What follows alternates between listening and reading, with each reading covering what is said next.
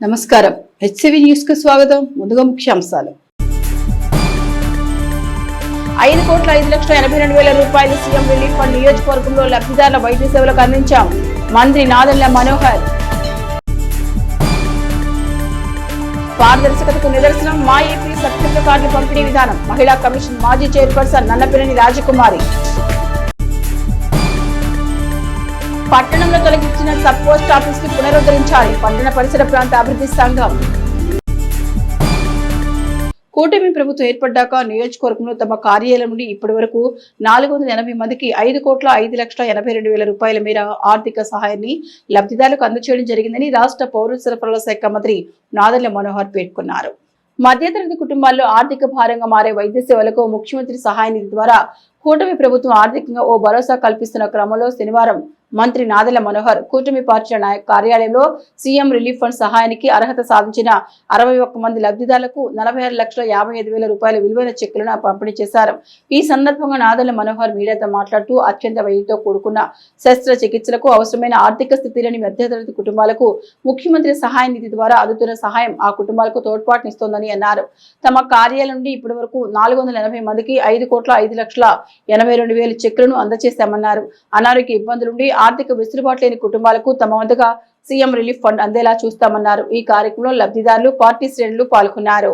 గౌరవ ముఖ్యమంత్రి గారి చొరవతోటి ముఖ్యమంత్రి సహాయ నిధి నుంచి తెనాలి నియోజకవర్గంలో అనేక మందికి ఆపదలో ప్రత్యేకంగా వైద్య ఖర్చులు భయంకరంగా పెరిగిపోయిన తరుణంలో కుటుంబాలు చితికిపోయిన ప్రాణాలు కాపాడుకోవాలనే తపనతోటి ఎంతోమంది పాపం ఆర్థికంగా ఇబ్బంది పడుతున్న సందర్భంలో ముఖ్యమంత్రి గారి సహాయ నిధి నుంచి వాళ్ళకి ఆర్థిక సాయం అందించడం జరిగింది.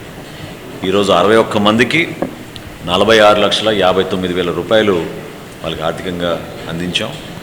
ఇప్పటి వరకు తెనాలి నియోజకవర్గంలో ఒక విధంగా చూస్తే మన ప్రాంతంలో ప్రత్యేకంగా చాలా వరకు క్యాన్సర్ వ్యాధులు, అదేవిధంగా నాన్ కమ్యూనికబుల్ డిజీజెస్ వలన కూడా కొన్ని సమస్యలు, గుండె జబ్బు ఇటువంటి కూడా పెరుగుతూ ఉన్నాయి.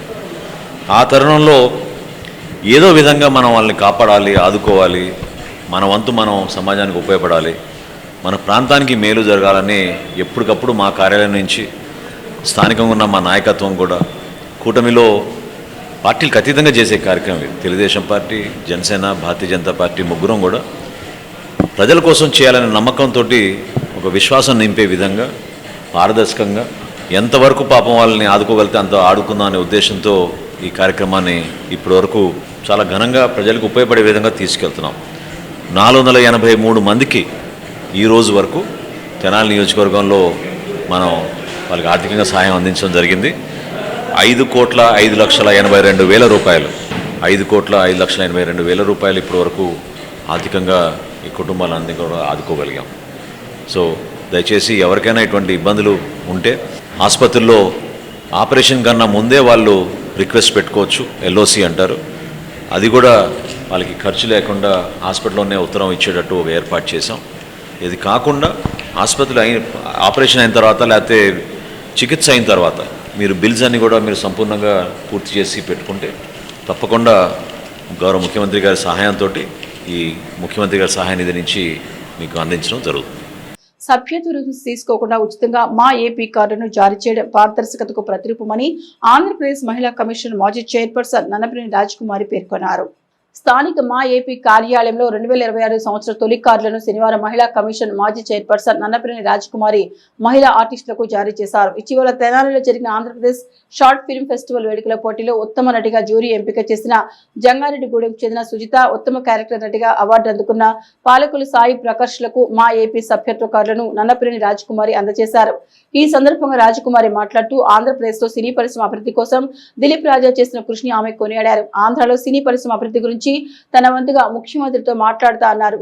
రాష్ట్రంపై ఉన్న గౌరవంతో గతంలో తన దర్శకత్వంలో విడుదలైన పండుగాడి ఫోటో స్టూడియో సినిమాని పూర్తిగా ఆంధ్రాలోని దిలీప్ రాజా చిత్రీకరించారన్నారు. కార్డుల పేరుతో కొందరు లక్షల రూపాయలు వసూలు చేస్తున్న సంస్థల పట్ల ఔత్సాహిక కళాకారులు అప్రమత్తంగా ఉండాలని ఆమె సూచించారు.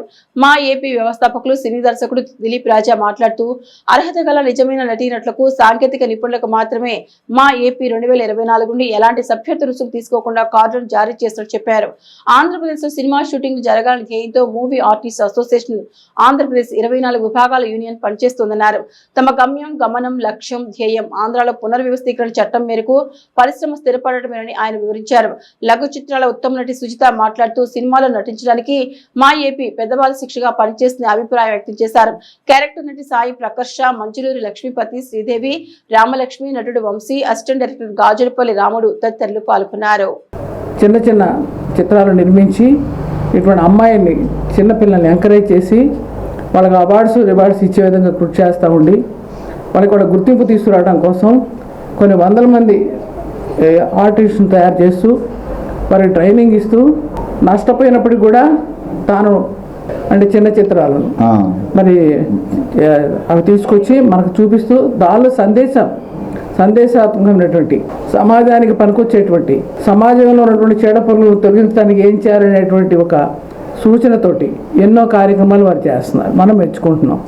వాళ్ళు మెమోటోలు ఇవ్వడం దగ్గర నుంచి, అవార్డ్స్ ఇవ్వడం దగ్గర నుంచి, ఇటువంటి కార్డ్స్ ఇవ్వడం దగ్గర నుంచి, ఇవన్నీ కూడా గుర్తింపు కార్డులు ఇవ్వడం దగ్గర నుంచి కూడా తనే వైప్రాసాలు కొంచెం అవన్నీ చేస్తున్నారు. తన వంతు కృషి తను చేస్తున్నారు. కానీ ప్రభుత్వాలు కూడా పట్టించుకోవాల్సిన అవసరం ఉంది. అందుకోసం ఖచ్చితంగా మనం చలనచిత్ర పరిశ్రమకు సంబంధించినటువంటి ఎవరైతే గవర్నమెంట్లో ఉన్నారో ఇవాళ ఆయా మంత్రుల్ని లేకపోతే అధికారులతో మాట్లాడి నా వంతు కృషిగా నేను ఖచ్చితంగా ఎంకరేజ్ చేయడానికి నేను సిద్ధంగా ఉన్నాను. రాజధానిలో ఏమైనా ప్రోత్సాహాలు ఉన్నాయా, లేదు దిలీప్ రాజా గారిని పిలిపించి మాట్లాడే అవకాశం ఉందా, ఆయన చేస్తున్నట్టుగా మనం కూడా నటీనటులు ఎంకరేజ్ చేయాల్సిన అవసరం ఉందా లేదా, చిన్న సినిమాలు ఏదో తీయడానికి సబ్సిడీ ఇవ్వాలి. చిన్న సినిమానే కాదు, ఆ చిన్న సినిమా ద్వారా మన సమాజానికి ఏమి ఇస్తున్నాం అనేది గుర్తింపు ఉండాలనేది నా భావన. ఆ గుర్తింపు కోసం నేను మాట్లాడుతుంది. గుర్తింపు అంటే దిలీప్ రాజా గారు గుర్తించమని కాదు, లేకపోతే వారు పెట్టిన సంస్థ గుర్తించమని కాదు. తద్వారా ఆయన చేసే కార్యక్రమాన్ని గుర్తించమని, ఆయన ఇచ్చే సందేశాన్ని గుర్తించమని, సమాజానికి ఆయన ఏం చేయాలనుకుంటున్నారు, రాష్ట్రానికి ఏం చేయాలనుకుంటున్నారు ఉండాలి. ఇటువంటి అవార్డ్స్ ఎంతోమందికి అమ్మాయిలు ఎంకరేజ్ చేయడం కోసం, నటీనటులు ఎంతోమంది ఎంకరేజ్ చేయడం కోసం, సమాజానికి మేలు చేయడం కోసం, రాష్ట్రానికి ఆదాయం రావడం కోసం, హైదరాబాదే కాదు హైదరాబాద్ కన్నా ఎక్కువగా ఈరోజు ఆంధ్రప్రదేశ్లో వనరులు ఎక్కువ ఉన్నాయి, ఆ వనరులను ఉపయోగించుకోండి, దానికి తగినట్టుగా ప్రభుత్వం స్పందించాల్సిన అవసరం ఉందని చెప్పి మూవీ ఆర్టిస్ట్ అసోసియేషన్ 2018లో చంద్రబాబు నాయుడు గారి ద్వారా ఓపెన్ చేయడం జరిగింది. రాష్ట్ర విభజన జరిగినాక ఆంధ్ర రాష్ట్రంలో సినిమా పరిశ్రమను అభివృద్ధి చేయాలన్న ఆకాంక్షతో ఏకైక లక్ష్యంతో ఈ యూనియన్ ఏర్పాటు చేయడం జరిగింది. 565 మంది సభ్యులు అయ్యారు. ఇప్పటికీ ఆంధ్రప్రదేశ్లో పరిశ్రమను అభివృద్ధి చేసే ఏకైక ఏజెండా అనేది అంతకన్నా వేరేదేం లేదు. ఇదే మా ఏపీ సభ్యత్వానికి కొన్ని చోట్ల I'm not going to criticize anyone, ఎవరిని నేను విమర్శించట్లా, కొన్ని చోట్ల కార్డులు ఇస్తామని చెప్పిన లక్షల రూపాయలు దోపిడీ జరుగుతుంది. వేరే మేము ఒక్క రూపాయి కూడా తీసుకోకుండా మా ఏపీ సభ్యత్వం కార్డు ఇస్తున్నాం. అందరికీ ఇవ్వం, అర్హత ఉంటేనే ఇస్తాం. ఆ అమ్మాయి మొన్న ఆంధ్రప్రదేశ్ ఆర్ట్ ఫిల్మ్ ఫెస్టివల్స్లో ఉత్తమ నటిగా వచ్చింది, సుజిత ఫ్రమ్ జంగారెడ్డిగూడెం. ఆ అమ్మాయి బెస్ట్ క్యారెక్టర్ ఆర్టిస్ట్కి వచ్చింది సాయి ప్రకర్ష, ఆ అమ్మాయిది పాలకొల్లు. సో వాళ్ళిద్దరికీ ఈ రోజున గౌరవనీయులైన మహిళా కమిషన్ మాజీ చైర్పర్సన్ మేడం రాజకుమారి గారి చేతుల మీదుగా ఇస్తే అది ఒక దీవెనకరంగా, ఆశీర్వాదంగా, వాళ్ళ భవిష్యత్తుకి ఒక మంచి అడుగుగా ఉంటుందన్న ఉద్దేశంతో మేడం గారిని అడగటం, మేడం గారు అంగీకరించినందుకు కృతజ్ఞతలు తెలియజేసుకుంటా ఉన్నా. My name is Sai Prakarsha. ఈరోజు తెనాలిలో మా ఏపీ అసోసియేషన్లో మెంబర్షిప్ కార్డ్ తీసుకోవడం చాలా ఆనందంగా ఉంది. అలానే ఆంధ్రప్రదేశ్ మహిళా కమిషనర్ మాజీ చైర్మన్ నన్నపనేని రాజకుమారి గారి చేతుల మీదుగా తీసుకోవడం ఇంకా ఆనందంగా ఉంది.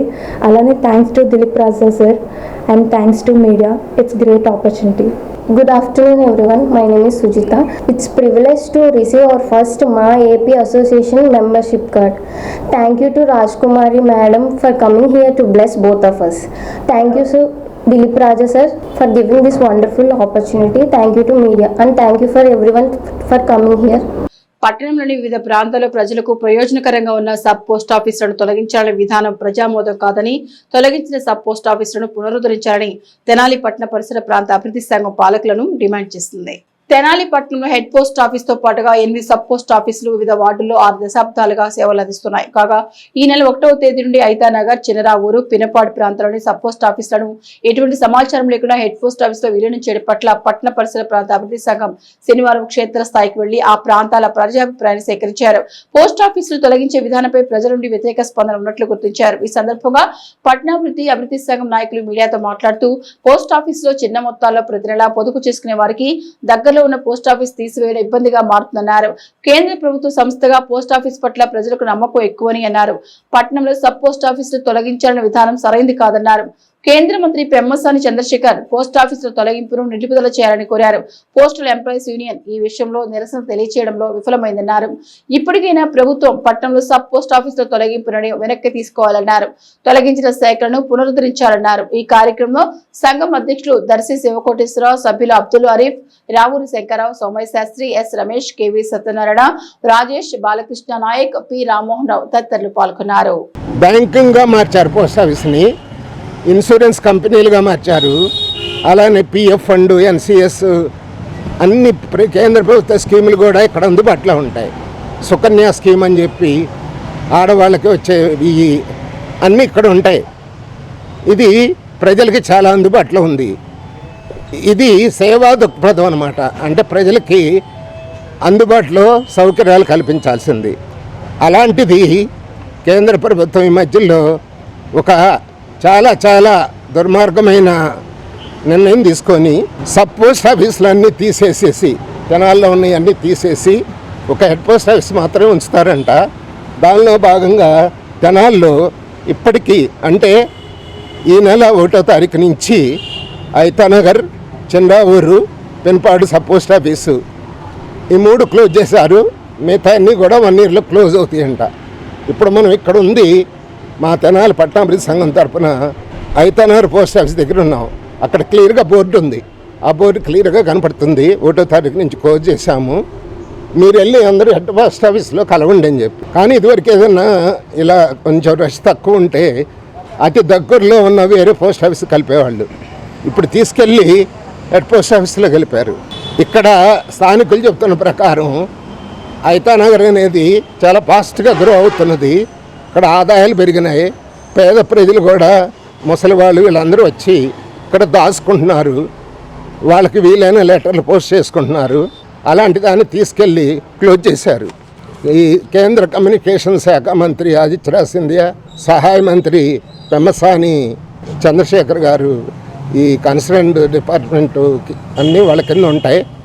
వారు వెంటనే దేశవ్యాప్తంగా ఇలాంటి సబ్ పోస్ట్ ఆఫీసుల్ని క్లోజ్ చేయడం అనేది మళ్ళీ ఆలోచించి చాలా వీటన్నిటిని తెరవాల్సిందిగా కోరుతున్నాం. ఇందులో ప్రస్తుతం ఒక 3 సబ్ పోస్ట్ ఆఫీసులని ఐతానగర్తో కలిపి మూసివేసి హెడ్ పోస్ట్ ఆఫీసులు విలీనం చేయడం జరిగింది. మిగతా పోస్ట్ ఆఫీసులను కూడా, సబ్ పోస్ట్ ఆఫీసులు కూడా 1 ఇయర్ లోపల విలీనం చేస్తామని చెప్పడం జరుగుతుంది. దీని మూలకాన స్థానికంగా ఉండి మాకు చాలా ఇబ్బందికర పరిస్థితులు వచ్చాయి. 2000 జనాభా ఉన్నటువంటి చెవలూరు లాంటి చిన్న గ్రామానికి కూడా పోస్ట్ ఆఫీస్ ఉన్నది. ఇవాళ తెనాలి పట్టణంలో సుమారు 2,45,000 మంది జనాభా ఉంటే సబ్ పోస్ట్ ఆఫీసులన్నీ తీసేయటం చాలా దారుణం. ఈ స్థానికంగా ఉండే పోస్ట్ ఆఫీసుల మూలకాన తపాలా సేవలు, ముఖ్యంగా స్పీడ్ పోస్టులు కానీ, రిజిస్టర్ పోస్టులు కానీ, అలాగే పార్సిల్స్ కానీ చాలా అందుబాటులో ఉండేవి. అలాగే సుకన్య సమృద్ధి యోజన, సీనియర్ సిటిజన్స్ సంబంధించినటువంటి కానీ కొరియర్ సర్వీసును ప్రోత్సహించడమే అవుతుంది. అలాగే ఈ చిన్న మొత్తాల పొదుపు కూడా తగ్గే అవకాశాలు ఉంది.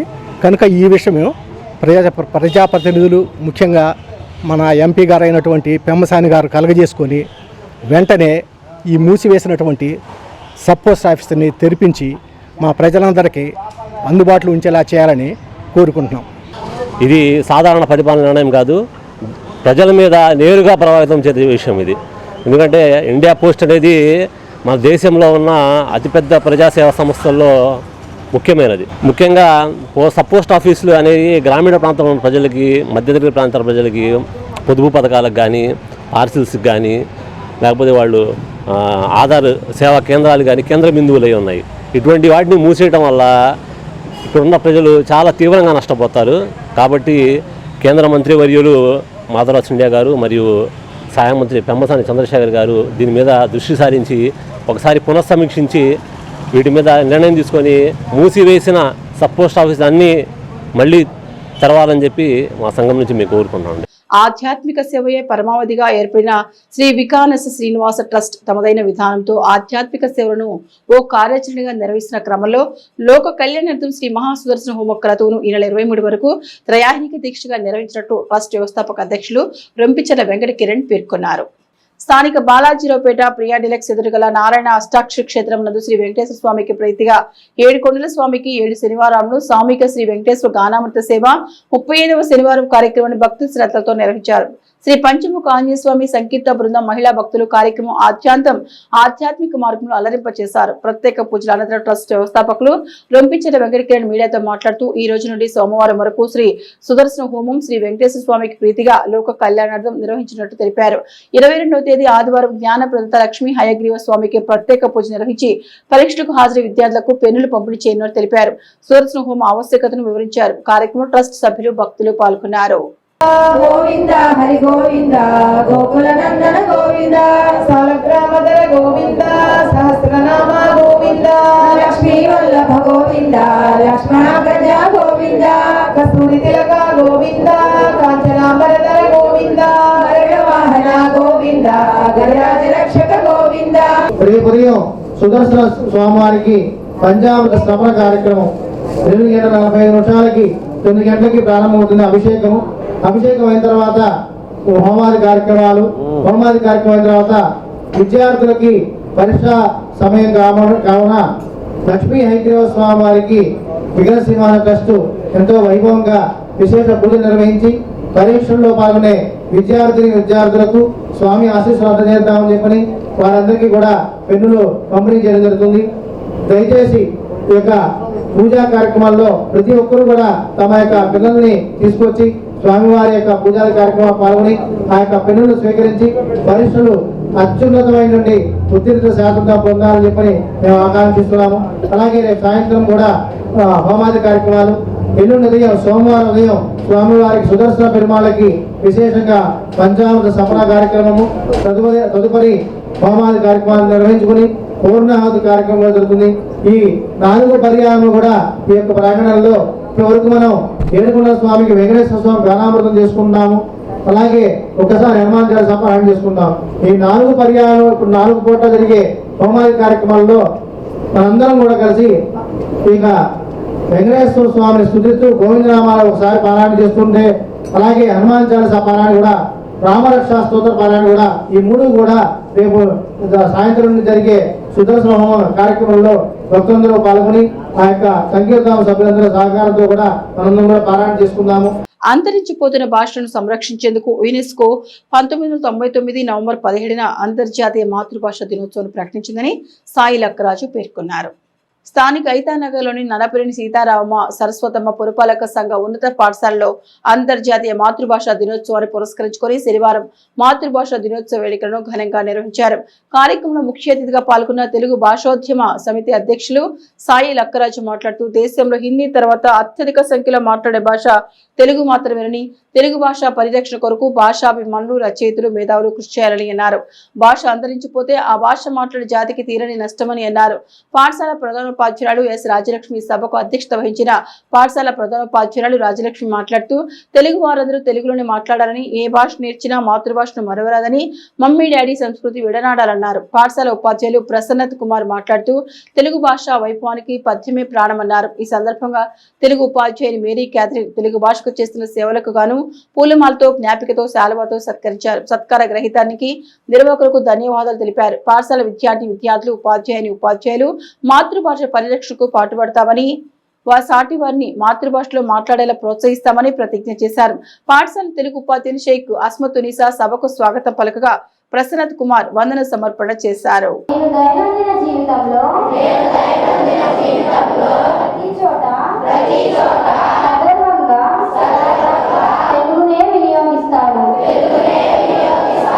తెలుగు భాష తీయదనాన్ని అందరూ ఆస్వాదించి ఆనందించేందుకు తెలుగు భాషను సుసంపన్నం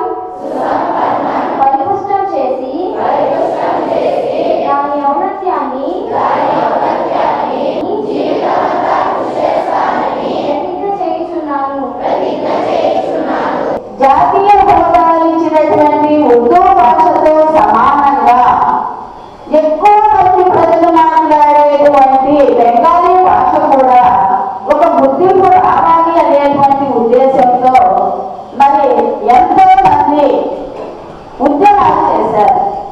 ఏమీ కూడా మనకి కష్టపడితే ఏమీ రాదు. విద్యార్థులుగా మీరు గమనించాల్సిన విషయం ఒకటి, అది ఒకటి ముఖ్యంగా గుర్తుపెట్టుకోండి. మనం ఏదైనా సాధించాలి అంటే ఖచ్చితంగా మన కృషి అనేది ఉండాలి. ఇక్కడ ఈ ఉద్యమంలో పాలి భాగస్తులుగా ఢాకా విశ్వవిద్యాలయంలో ఉండేటువంటి విద్యార్థులు అందరూ పాల్గొన్నారు. ఇక్కడ మీరు గమనించాల్సింది కూడా విద్యార్థుల పాత్ర. మన భవిష్యత్తులో ఏదైనా సాధించాలి అంటే విద్యార్థులుగా ఇప్పటి నుంచే మీకంటూ ఒక మరి సంకల్పం అనేది ఉండాలి. అక్షరం ఎప్పటికీ నాశనం కాదు, దానికి అక్షరం క్షరం కానిదే అక్షరం. ఇక్కడ మొదట్లో మన భాష ఎలా పుట్టుకు మొదలైంది? కేవలం ప్రకటనతో మాత్రం ఒకళ్ళ భావాన్ని ఒకరు తెలియపరిచేవాడు. అక్కడి నుంచి మెల్లగా చిత్రలేఖనం వచ్చింది. చిత్రలేఖనం ఆకలిస్తుందంటే ఒక చిత్రం గీసేవాడు, నీకు అన్నం పెట్టామంటే ఒక చిత్రం గీసేవాడు. ఆ చిత్రలేఖనం నుంచి వచ్చిందే భాష. భాష మొదలైనాక మా తెలుగు అక్షరాలు ఎవరైతే కుండ్రంగా అందంగా రాస్తారో వాళ్ళకి చిత్రలేఖనం వస్తుంది. చిత్రలేఖనం వేసేవాళ్ళు చూడండి, తప్పనిసరిగా వాళ్ళు రాసే భాష అక్షరాలు చాలా పొందిగ్గా ఉంటాయి. అంటే తెలుగులో అంత చక్కటి వర్ణమాల ఉంటుంది కాబట్టి అక్షరాలు పొందిగ్గా వస్తే అదేవిధంగా చిత్రలేఖనంలో కూడా ప్రావీణ్యం పొందుతారు. తెలుగు రాదంటం దౌర్భాగ్యం తగ్గితే గొప్పతనం కాదు, అది గొప్పతనంగా భావిస్తున్నారు. మాతృభాష నేర్చిన వాడు, ఇందాక ప్రధానమంత్రి చెప్పారు, టీవీ నరసింహారావు మాట ఉదకించారు. మాతృభాష కనుక మీకు పట్టు ఉంటే అన్ని భాషలు వస్తాయి, అందులో సమస్య లేదు, సందేహం లేదు. ఇవాళ మనం ఈ మాతృభాషని పరిరక్షించుకోవాలి అనేది చాలా మంది చెప్తూ ఉన్నారు. తెలుగు మహాసభలు జరుగుతున్నారు, తెలుగుని ఎక్కువగా వాడదాము అని అంటున్నారు. కానీ ఆచరణలోకి వచ్చేటప్పటికి చిన్న నిర్లక్ష్యంతో అది కొద్దిగా విఫలమవుతుందేమో అనిపిస్తూ ఉంటుంది. సరే, ఏదైనా మేధావులు మా తరం వరకు ఎట్లయినా తెలుగుని కొంచెం వాడుతున్నాం, కానీ ఇంకా ఆ తెలుగుని బతికించాల్సింది మీ తరం వాళ్ళే. మీరు ఎంత బాగా తెలుగు చక్కగా మాట్లాడుతూ తెలుగుని వాడుతూ ఉంటారో తెలుగు భాష బతికే ఉంటుంది. మన ఆంధ్రప్రదేశ్ తెలంగాణలలో మాతృభాష మనకి తెలుగు. తెలుగు ఎప్పటి నుంచో 1వ శతాబ్దం నుంచి మనం వాడుతూనే వస్తున్నాము. అన్ని భాషల కన్నా ఘనమైనటువంటి చరిత్ర మన తెలుగుకే ఉన్నది. తెలుగు రాజులు ఎంతో చక్కగా ప్రపంచం అంతా తెలిసేట్టుగా ప్రఖ్యాతి పొందేట్టుగా పరిపాలించారు. తెలుగు అని చెప్పి ఎంతో మనం ఘనంగా చెప్పుకునేటటువంటి ఈ భాషని కొద్దిగా ఈ తరాల వాళ్ళు విస్మరిస్తున్నారని నేను భావిస్తున్నాను. మనము తెలుగు వాళ్ళం, తెలుగు తెలిసిన వాళ్ళతో మనం తెలుగునే మాట్లాడాలి, అంతేగాని వేరే వేరే భాషల్లో మనం మాట్లాడటం మనకంతగా సంస్కారం కాదనమాట. ఎందుకంటే మన మాతృభాష అంటే మన తల్లి భాష. మా గురువు గారు నా రహస్య ఎదురుగడ కానీ చక్కటి పాఠ్యంలో ఉన్న తను చాలా చక్కగా రాశాడు. మా సంఘంలో కూడా 12 మంది పౌరులు ఉన్నారు, ఇంకా చక్కగా రాసేవాళ్ళు. మా యొక్క అభిలాష, మా యొక్క ఆశ ఏమిటంటే నేను కాదు పరికరం ఉన్న పిల్లలను కూడా మనం తీసుకొచ్చి వాళ్ళకు కూడా పద్యం అనేది ఎలా రాయాలి, ఆ యొక్క పద్యాన్ని అలవాటు చేసినట్టయితే మన యొక్క మాతృభాష మృత భాష కాకుండా సముద్ర భాషతో గీటుగా ఉంటుందని మేము భావించుకుంటున్నాం. కాబట్టి ఈ అవకాశాన్ని ఉపయోగించుకోవాలని చెప్పని మీ అందరినీ కోరుకుంటూ, శాసన మండలిలో వైఎస్ఆర్ కాంగ్రెస్ పార్టీ సభ్యులు వ్యవహరించిన తీరు ప్రజాస్వామ్య విలువను దిగజార్చే విధంగా ఉన్నాయని, అలాంటి తీరును ప్రజలందరూ ముక్త ఖండంతో ఖండిస్తున్నారని రాష్ట్ర ఆహార పౌర సరఫరా శాఖ మంత్రి నాదెండ్ల మనోహర్ అన్నారు. తెనాలిలోని కూటమి పార్టీల కార్యాలయంలో శనివారం రాష్ట్ర ఆహార పౌర సరఫరా శాఖ మంత్రి నాదెండ్ల మనోహర్ మీడియాతో మాట్లాడుతూ ప్రజాస్వామ్యాన్ని గౌరవించుకునే విధంగా చట్టసభల్లో సభ్యులు వ్యవహరించాలని అన్నారు. వైసీపీ ఎమ్మెల్సీలు తమ నాయకుడి మెప్పు కోసం చట్టసభల్లో కూడా కేవలం రాజకీయ దురుద్దేశంతో వ్యవహరిస్తున్నారని అన్నారు. ప్రజాస్వామ్యాన్ని అపహాస్యం చేస్తూ ఒక వర్గం ప్రజల మనోభావాన్ని ఇబ్బంది పెట్టే విధంగా వారి తీరు ఉందని అన్నారు. ఎవరు ఏ మతంలో ఉన్నా అందరినీ సమానంగా చూడాలని రాజ్యాంగం నేర్పిన స్ఫూర్తి అదేనని అన్నారు. శాసన మండలిలో వైసీపీ సభ్యులు వ్యవహరిస్తున్న తీరు గతంలో ఎప్పుడూ ఎక్కడా చూడలేదని, ఈ తీరును ప్రతి ఒక్కరూ ముక్త ఖండంతో ఖండించాలని అన్నారు. ప్రభుత్వం చేస్తున్న అభివృద్ధి సంక్షేమంపై సందేహాలుంటే ప్రశ్నించాలని, అయితే భక్తుల మనోభావాలు దెబ్బతినే విధంగా మతాల మధ్య చిచ్చుపెట్టే విధంగా చిలికి తెచ్చే ప్రయత్నాన్ని ప్రతి ఒక్కరూ ఖండించాల్సిన అవసరం ఉందని అన్నారు. రాజకీయ లబ్ధి కోసం దయచేసి భగవంతుని ఉపయోగించుకోవద్దని ఆ పార్టీలో ఉన్న పెద్దలను తాము కోరుతున్నామని అన్నారు. జగన్మోహన్ రెడ్డి క్షేత్రస్థాయిలో వాస్తవాలు తెలుసుకునే వ్యక్తి కాదని అన్నారు. దేశంలో ప్రతి ఒక్కరూ హిందూ ధర్మాన్ని కాపాడుతూ అన్ని మతాలను గౌరవించుకుంటూ ముందుకు వెళ్లాలని అన్నారు. రాష్ట్ర ప్రజలకు బేషరతుగా వారు క్షమాపణ చెప్పాలని అన్నారు. మంత్రివర్యుల వెంట కూటమి పార్టీల నాయకులు ఉన్నారు. ఎవరు ఏ మతంలో ఉన్నా కూడా అందరినీ సమానంగా చూడాలనేది మన రాజ్యాంగంలో మనకి ఇచ్చిన ఒక స్ఫూర్తి. కానీ కేవలం రాజకీయ దురుద్దేశం కోసం, రాజకీయ లబ్ధి కోసం శాసన మండలిలో నిన్న ఒక వేదికగా తయారు చేసి వాళ్ళు ప్రవర్తించిన తీరు ప్రతి ఒక్కరూ ఖండించాలి. ఇది పద్ధతి కాదు. ఏ మాత్రం కూడా ప్రజాస్వామ్యంలో గౌరవం పెంచే విధంగా వీళ్ళు వ్యవహరించలేదు.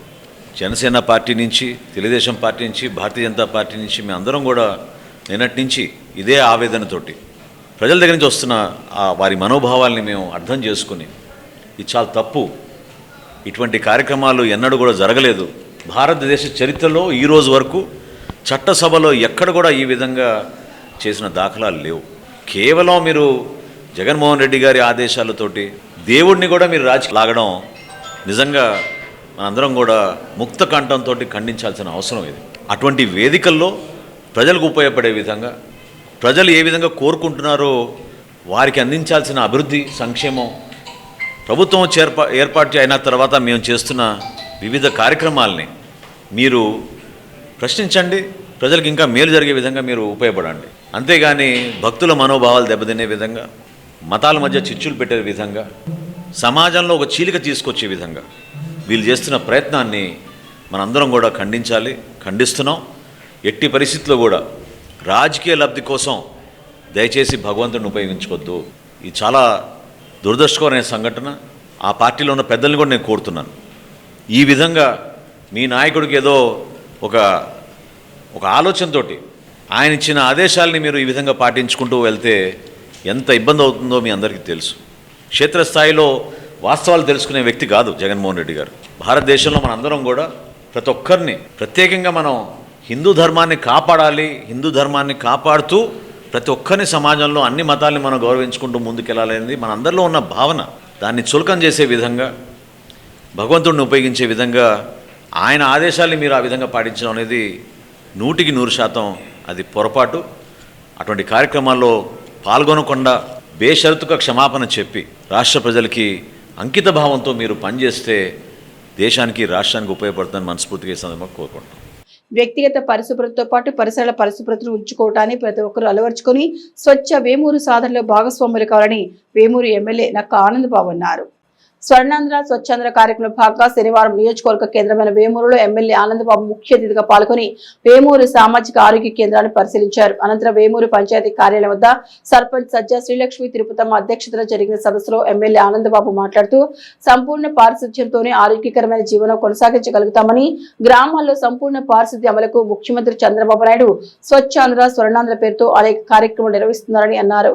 ప్రతి నెల 3వ శనివారం స్వచ్ఛాంధ్ర స్వర్ణాంధ్ర పేరుతో గ్రామాల్లో పారిశుద్ధ్యం సక్రమంగా అమలు జరిగేందుకు ప్రభుత్వం చర్యలు తీసుకుంటుందన్నారు. ఈ సందర్భంగా పంచాయతీ కార్యాలయం నుంచి ర్యాలీ నిర్వహించి మొక్కలు నాటారు. అంతకుముందు సామాజిక ఆరోగ్య కేంద్రంలో సంపూర్ణ పారిశుద్ధ్య కార్యక్రమంలో ఆయన పాల్గొన్నారు. ర్యాలీ అనంతరం మానవహారం నిర్వహించారు. కార్యక్రమంలో కూటమి నాయకులు జొన్నలగడ్డ విజయబాబు, డాక్టర్ కరగాల మధుసూదన్ ప్రసాద్, ఊసా రాజేష్, గాజుల వెంకట సుబ్బయ్య, అమ్మిశెట్టి కిషోర్, షేక్ హనీఫ్, వేల్పుల రవిప్రసాద్, పల్లా వాసుదేవరాయుడు, కొడాలి వెంకట్రావు, ఎంపీడీఓ రవికుమార్, ఏపీఎం శోభాన్, వైద్యాధికారి జరీనా పర్వీన్, డిప్యూటీ ఎంపీడీఓలు కోటేశ్వరరావు, సుభాష్ చంద్రబోస్, పంచాయతీ కార్యదర్శి భూపతి రెడ్డి, సామాజిక ఆరోగ్య కేంద్ర వైద్యులు, వివిధ శాఖల అధికారులు, పంచాయతీ కార్మికులు, అంగన్వాడీ కార్యకర్తలు, ఆశా వర్కర్లు పాల్గొన్నారు. ఎప్పుడు కూడా మన పరిసరాలను మనం పరిశుభ్రంగా ఉంచుకున్నట్టయితే అనేక రకాలుగా ఉపయోగాలు ఉంటాయి. ఈరోజు అనేక జబ్బులు, రోగాల కారణం స్వచ్ఛత లేకపోవటం, శుభ్రత లేకపోవటం అనేది ప్రధానంగా మనం గమనించాల్సిన అంశం. ఇవాళ ప్రపంచం అంతా కూడా మోడర్న్ యుగంలోకి వెళ్ళిపోతూ ఉంది. అన్ని రకాలుగా టెక్నాలజీ అభివృద్ధి వెళ్తూ ఉంది.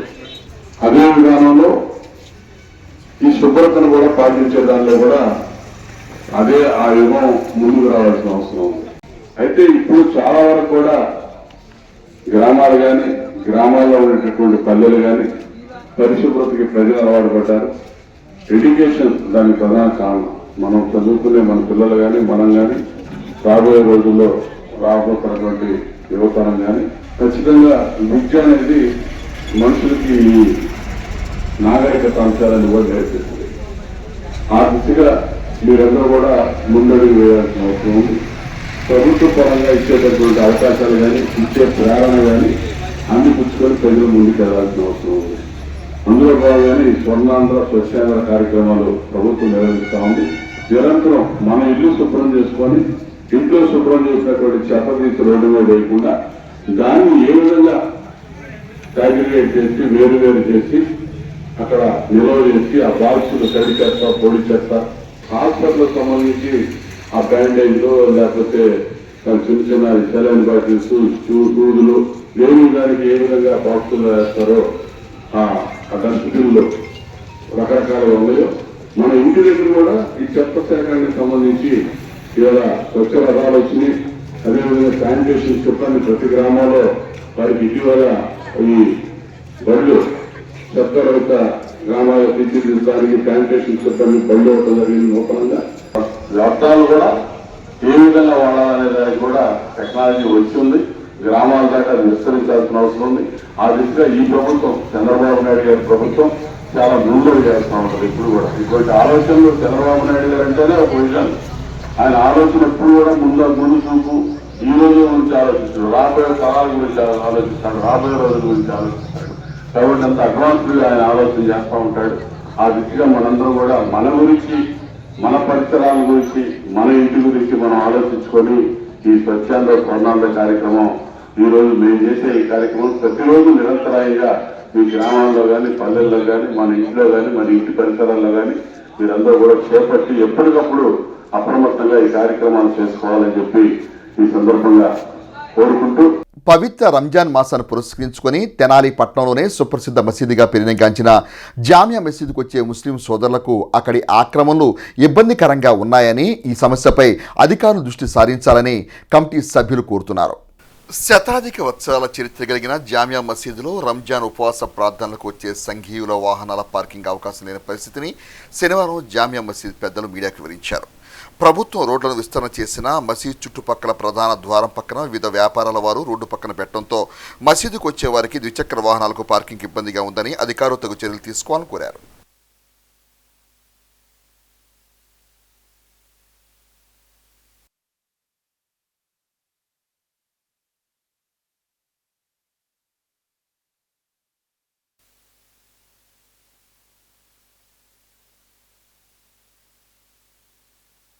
ఈరోజు జామియా మసీదు 100 ఏళ్ల చరిత్ర గల శివాజీ బొమ్మ సెంటర్లో ఉన్న జామియా మసీద్ లైఫ్ మెంబర్ల కమిటీ తరఫున పోలీసు వారికి మరియు కలెక్టర్ గారికి ఒక విన్నపం చేస్తున్నాము. ఈ మసీదు రంజాన్ నెల స్టార్టింగ్ దగ్గర నుంచి మా మసీదుకి చాలా క్రౌడ్ వచ్చింది. వాళ్ళకి పార్కింగ్ చేసుకోవడానికి బళ్ళు కానీ ఏదైనా పెట్టుకోవడానికి రోడ్డు మీద పెట్టుకోవాల్సి వస్తుంది. అది దానివల్ల పోలీసులకి కానీ ట్రాఫిక్ కానీ చాలా ఇబ్బంది జరుగుతుంది. అందుకని చెప్పేసి ఈ గ్రౌండ్లో మేము బళ్ళు పెట్టుకుంటున్నాం. బళ్ళు పెట్టుకుంటుంటే రోడ్డు మీద రావడానికి వీలు లేకుండా అటికాయ బళ్ళు కానీ బజ్జీల బళ్ళు కానీ అన్నీ అడ్డు పెట్టేసుకొని ఆటోలు కానీ ఇలా స్టాండింగ్ అడ్డు పెట్టేసుకొని మా మసీదుకి వచ్చే వాళ్ళకి చాలా ఇబ్బందికరంగా నడుస్తున్నది, ఆటంకం జరుగుతున్నది. కావున మా తరఫున ఒక విజ్ఞప్తి పోలీసు వాళ్ళకి కానీ, సబ్ కలెక్టర్ గారికి కానీ, ఎంఆర్ఓ గారికి, మున్సిపల్ కమిషనర్ గారికి ఒక విన్నపం చేయదలుచుకున్నాము. కొద్దిగా ఈ ప్లేస్ని రంజాన్ మాసం అయిపోయేదాకా కొద్దిగా ఇది క్లియర్ చేసేస్తే మాకు పార్కింగ్ చేసుకోవడానికి బళ్ళు రోడ్డు మీద పెట్టుకోవటానికి లేకుండా ఇటువైపు బళ్ళు పార్కింగ్ చేసుకునే విధంగా మేము విజ్ఞప్తి చేస్తున్నాము. నా పేరు మొహమ్మద్ జాకీర్ అహ్మద్ అండి. ఈ మసీదుకి దాదాపుగా ఒక 20 ఏళ్ళ దగ్గర నుంచి లైఫ్ మెంబర్గా నేను ఉన్నాను. ఇక్కడ ఈ మసీదు మా తాత ముత్తాతల దగ్గర నుంచి ఫౌండర్స్ అండి. ఇక్కడ దాదాపుగా 20 ఏళ్ళ దగ్గర నుంచి లైఫ్ మెంబర్గా నేను మసీదు కమిటీ సభ్యునిగా ఉన్నాను. నేను ప్లేసు బళ్ళు పెట్టుకోవటానికి ఖాళీగా కొద్దిగా ఈ ప్లేస్ని మనకి కొద్దిగా చూపించవలసిందిగా మేము ప్రార్థిస్తున్నాము. ఈ నెల 26వ తేదీ నుండి జనసేన పార్టీ సభ్యత్వ నమోదు కార్యక్రమం అత్యంత ప్రతిష్టాత్మకంగా ప్రారంభం కానున్న నేపథ్యంలో రాష్ట్ర ఆహార పౌర సరఫరా శాఖ మంత్రులు నాదెండ్ల మనోహర్ శనివారం పార్టీ శ్రేణులకు ఈ అంశంపై దిశానిర్దేశం చేశారు. తెనాల్లోని కూటమి పార్టీల కార్యాలయ ప్రాంగణంలో శనివారం సాయంత్రం మంత్రి నాదెండ్ల మనోహర్ పార్టీ శ్రేణులతో సమావేశమయ్యారు. పార్టీ ఆవిర్భావం నుంచి చోటు చేసుకుంటున్న అనేక అంశాల గురించి ప్రస్తావిస్తూ వాస్తవ పరిస్థితిని వివరించారు. పార్టీ సభ్యత్వ నమోదును క్రియాశీలకంగా పెంచుకునే కార్యాచరణ వివరించారు. ఆంధ్ర రాష్ట్ర ఉప ముఖ్యమంత్రి పార్టీ అధినేత పవన్ కళ్యాణ్ ఆలోచన వివరిస్తూ పార్టీ పెట్టగానే అధికారం లక్ష్యంగా కాకుండా ప్రజాస్వామ్య విలువలను పెంచేలా నిర్ణయాలు తీసుకున్నారని, ఆ నిర్ణయాలకు కట్టుబడి జెండా మోసి పార్టీని ప్రజలకు తీసుకెళ్లిన కార్యకర్తలకు లభించిన గుర్తింపుని వివరించారు. ఆంధ్రప్రదేశ్ రాష్ట్ర ఉప ముఖ్యమంత్రి జనసేన పార్టీ అధినేత ఆలోచనలు వివరిస్తూ పార్టీ పెట్టగానే అధికారం లక్ష్యంగా కాకుండా ప్రజాస్వామ్య విలువలను పెంచేలా నిర్ణయాలు తీసుకున్నారని, ఆ నిర్ణయాలకు కట్టుబడి జెండా మోసి పార్టీని ప్రజల్లోకి తీసుకెళ్లిన కార్యకర్తలకు లభించిన గుర్తింపుని వివరించారు. సుదీర్ఘ తమ ప్రసంగంలో సభ్యత్వ నమోదుపై పలు సూచనలు చేశారు. ఈ సమావేశంలో పార్టీలోని వివిధ స్థాయి నాయకులు పాల్గొన్నారు. జనసేన పార్టీ క్రియాశీలక సభ్యత్వం 2020లో మనం ప్రారంభించినప్పుడు మొట్టమొదటి సంవత్సరం రాష్ట్ర వ్యాప్తంగా ఆ రోజు 5 నియోజకవర్గాల్లోనే మొదలుపెట్టాం. ప్రాథమికంగా అసలు తెలుసుకుందాం ఏ విధంగా ఉంటుందని. ఆ రోజు దాదాపు 90,000 వరకు మనం సభ్యత్వం చేయగలిగాం. తెనాలి నియోజకవర్గంలో 1134 మంది ఆ రోజు సభ్యత్వం తీసుకున్నారు. ఫస్ట్ టైం 2020లో. అయితే అక్కడి నుంచి మనం మెల్లగా అడుగులు వేసుకుంటూ 1130 కాస్త 4,000కి ఎదిగాం. 4,000 నుంచి ఇప్పుడే గౌరీ చెప్పినట్టు 16,000కి మనం గత సంవత్సరం 16,683 సభ్యత్వాలు మనం చేయగలిగాం. దీని వెనుక ఎంత కృషి ఉందో నాకు తెలుసు. ఎందుకంటే రవికాంత్ గురించి కూడా మీకు చెప్పాలి. రవికాంత్ ఎవరో నాకు తెలియదు. కానీ తెనాలి నియోజకవర్గంలో మానిటర్ చేస్తున్నప్పుడు 2020లో ఎవరు ఎక్కువ సభ్యత్వం చేస్తున్నారు అనేది ప్రతిరోజు నేను సమీక్షించుకుంటూ ఉండేవాడిని రాష్ట్ర వ్యాప్తంగా. సో తెనాలిలో కూడా ఆ విధంగా రవికాంత్ అనే అబ్బాయి కష్టపడి పని చేస్తున్నాడు అనేది మనకి వివరాలు వచ్చినప్పుడు నేను ఫోన్ చేసి కనుక్కున్నాను, ఎక్కడ ఉన్నావు, ఏం చేస్తున్నావు అంటే ఆ రోజు గురిపాలెంలోనో చక్రాయపాలెంలో ఉన్నాడు ఓటు నమోదు చేయించుకుంటూ.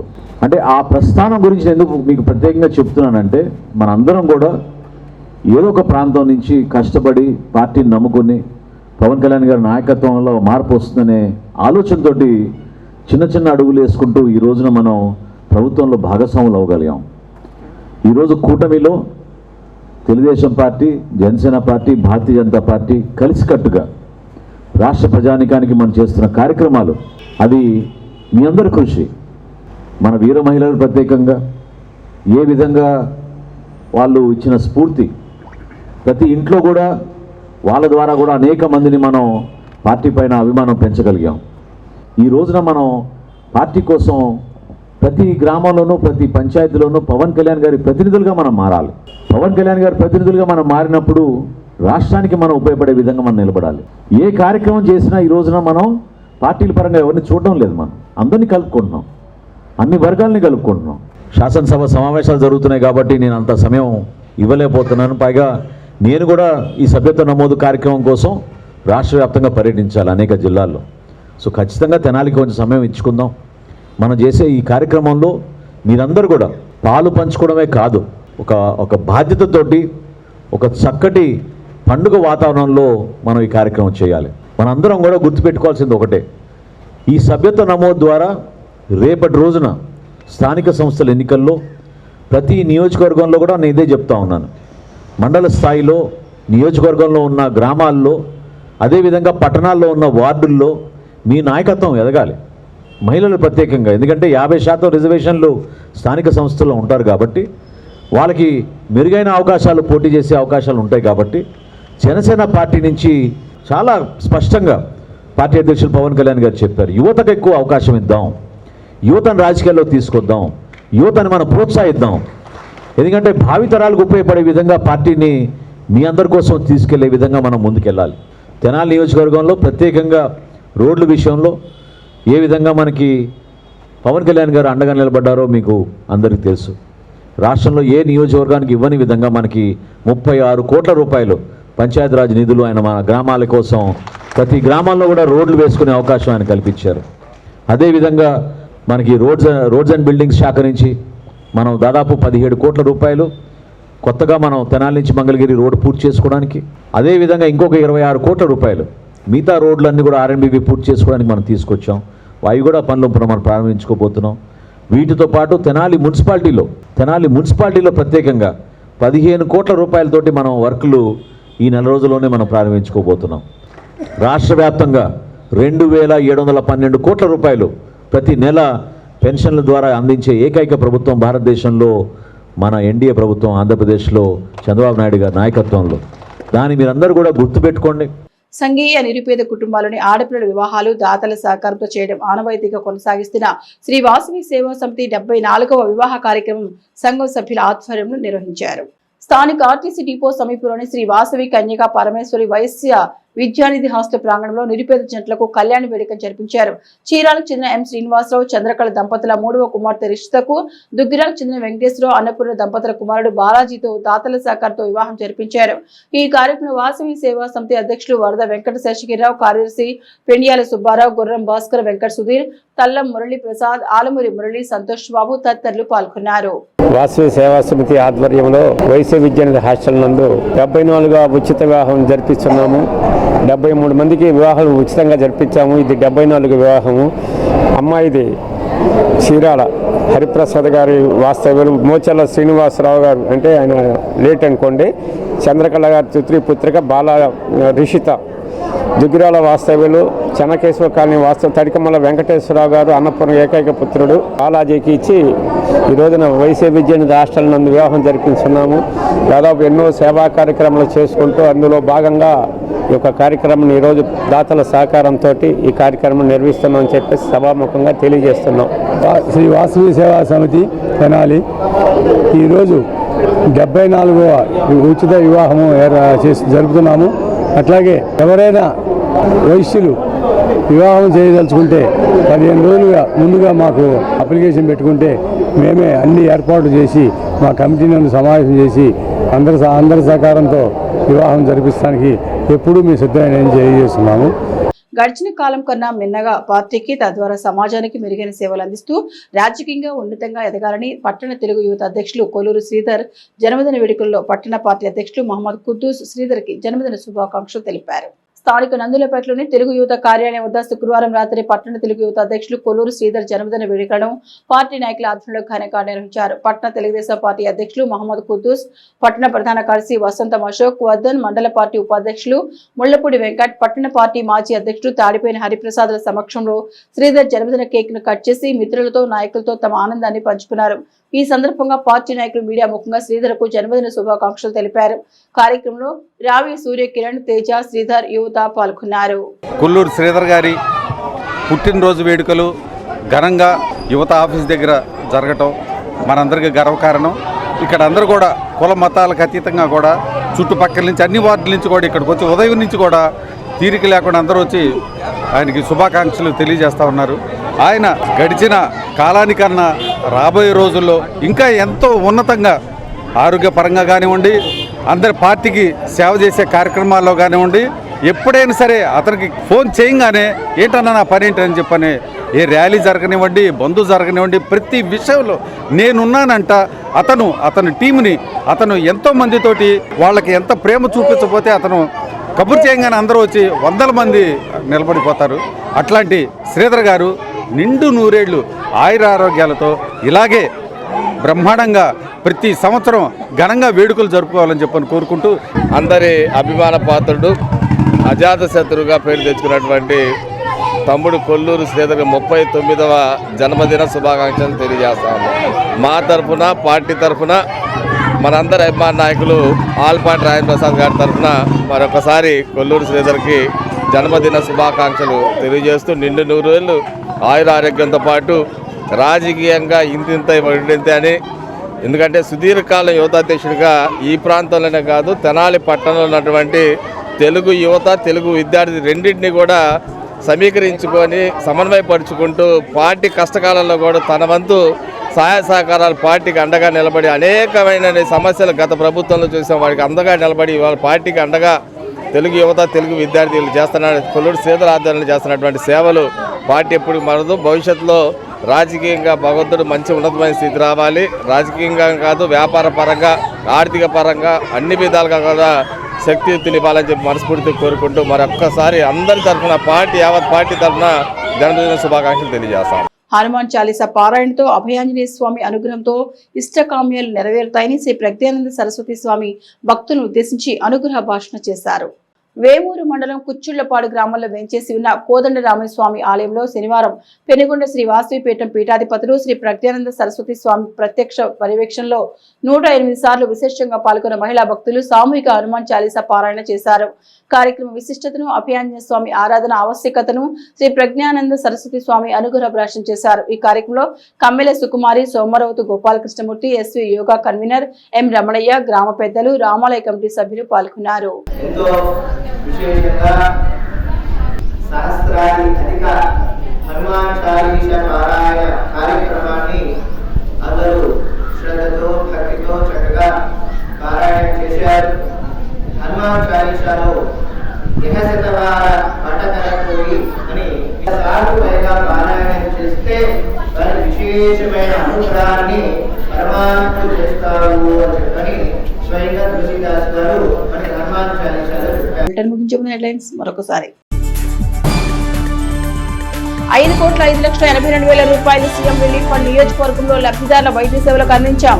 మంత్రి నాదెళ్ల మనోహర్. పారదర్శకతకు నిదర్శనం మా ఏపీ సర్టిఫికెట్ కార్డుల పంపిణీ విధానం. మహిళా కమిషన్ మాజీ చైర్పర్సన్ నన్నపినేని రాజకుమారి.